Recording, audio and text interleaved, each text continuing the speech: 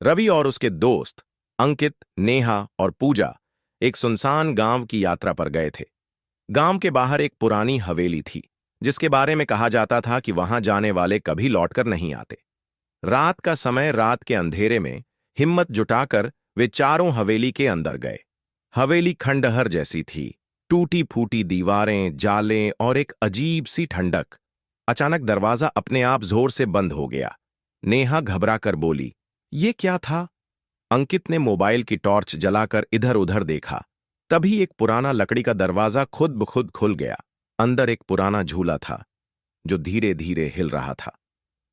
शायद हवा से हिल रहा होगा, रवि बोला, लेकिन उसकी आवाज में आत्मविश्वास की कमी थी। पूजा ने कमरे के एक कोने में एक पुराना आईना देखा, जिसमें उसे अपनी परछाई के साथ एक और परछाई दिखी। वह डर के मारे चिल्लाई। उसी समय कमरे में लगे पुराने घड़ी के पेंडुलम ने जोर से आवाज की, टिक टिक टिक, और फिर अचानक रुक गई। अचानक नेहा की चीख सुनाई दी। सब दौड़कर उसके पास पहुंचे तो देखा कि वह एक पुरानी किताब हाथ में लिए कांप रही थी।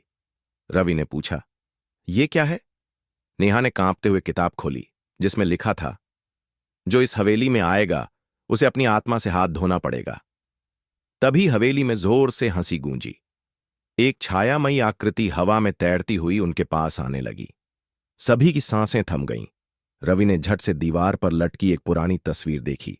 यह तस्वीर एक औरत की थी, जो उस आकृति से मिलती जुलती थी। तभी अचानक सबको महसूस हुआ कि कोई उनके पीछे खड़ा है। धीरे धीरे घूमते ही उनकी आंखें फटी रह गईं। एक अधजली औरत उनके सामने खड़ी थी, जिसकी आंखों से खून टपक रहा था। यह हवेली मेरी है, कोई इसे नहीं ले सकता, औरत की आवाज गूंजी। डर के मारे चारों ने दरवाजे की ओर दौड़ लगा दी, लेकिन दरवाजा अंदर से बंद था। पूजा ने हिम्मत करके जेब से माचिस निकाली और पास रखे तेल के लैंप को हवेली की पुरानी किताब पर गिरा दिया।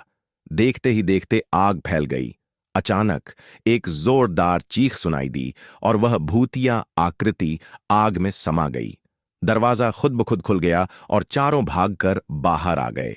जब वे गांव के सरपंच के पास पहुंचे तो उन्होंने बताया कि वह भूत कोई और नहीं, बल्कि 100 साल पहले इस हवेली की मालकिन थी, जिसे लालचियों ने जला दिया था। उसकी आत्मा बदला लेने के लिए यहां भटक रही थी।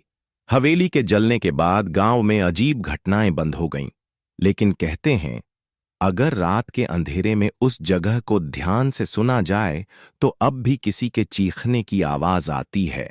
नेक्स्ट पार्ट देखने के लिए पार्ट 2 कमेंट्स करें और लाइक सब्सक्राइब करें।